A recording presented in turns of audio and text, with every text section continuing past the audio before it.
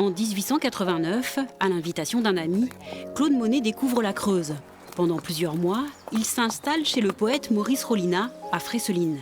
C'est là, entre la fin de l'hiver et le début du printemps, qu'il arpente ses rives.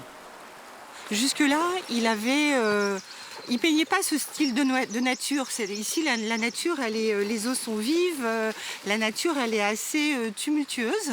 Et il n'était pas trop habitué à ce type de paysage. Donc, il fallait qu'il s'approprie cette nature.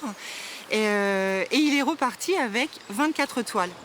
Devenu sentier d'interprétation, l'endroit est désormais accessible à cheval.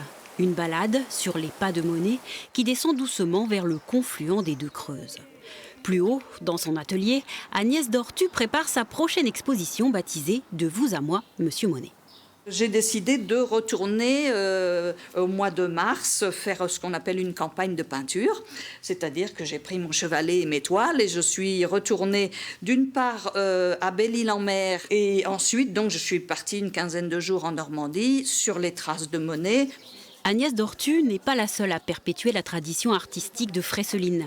Le petit village creusois abrite un nombre impressionnant de chanteurs, acteurs ou marionnettistes.